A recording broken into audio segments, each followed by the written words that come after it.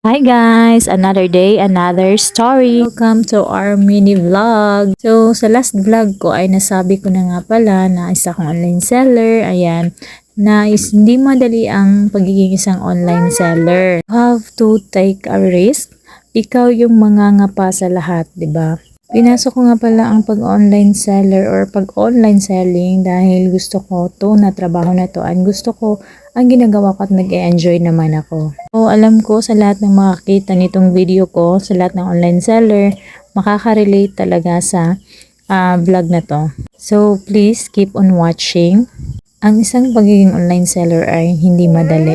Mahirap siya na na-enjoy mo naman. Basta ba mahal mo yung ginagawa mo ay mag-enjoy ka talaga. Hindi siya madali in terms of ikaw yung magsusort, ikaw pa yung maglalaba, ikaw pa yung mag-aayos ng stocks mo, ikaw yung mag-adjust sa customer, tapos meron pang mga cancel order na hindi na itutuloy pagkuha, ganito, ganon kahirap. Pero lahat yan dapat mong tanggapin at dapat mong tanggapin. Kasi pinasok mo yan, gusto mo yan. So part na yan ng trabaho na pinasok mo. So you have to take a risk. Whether you like it or not. Pag kumuha ka nga ng bail, gaya sa ginagawa namin ngayon, kumbaga ba marami pa yung pwede mong mabenta at meron din namang hindi na pwede talagang ibenta. And then sa second bail ko naman, yan, madami-dami din ang merong mabibenta pa at meron din namang hindi mabenta pero kaunti lang.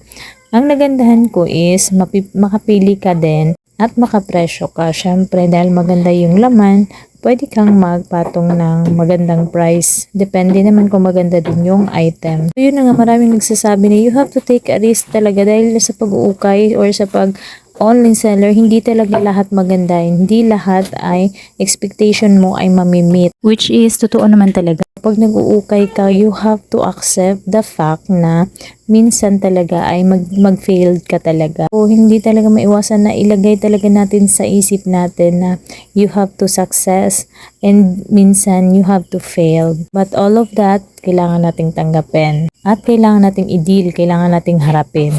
Dahil ganun naman talaga kahit naman sa hamon ng buhay, ganun din naman. So, kumbaga ba, isa lang din itong challenge. Pero wag mong kalimutan na i-enjoy mo lang. I-enjoy mo lang para naman hindi ka masyadong mahirapan or para naman hindi ka masyadong masaktan at the end of the day. So, kailangan mong tanggapin. Dahil sa negosyong to, patibayan to eh.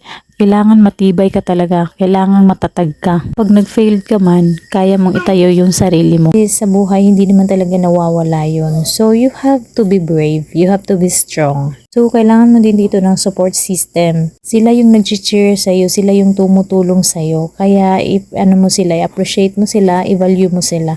Kasi sila din yung tutulong at a-accept sa'yo kung mafe-failed ka man. Kaya samahan na lang natin ng dasal, sipag at syaga. Niwala ka lang din sa sarili mo na kaya mo, confident ka dapat. Lagi mo tong tandaan, don't be too hard on yourself. Enjoy lang. Be kind sa mga taong nakapaligid sa'yo at be humble always. Lagi mo lang tandaan na hindi sa lahat ng oras ay lagi kang failed. At lagi ka talagang manalig yun. Tiwala lang at pasasaan ba't magiging successful din tayo very soon. So that's all for now. Thank you for watching. Take care always and bye!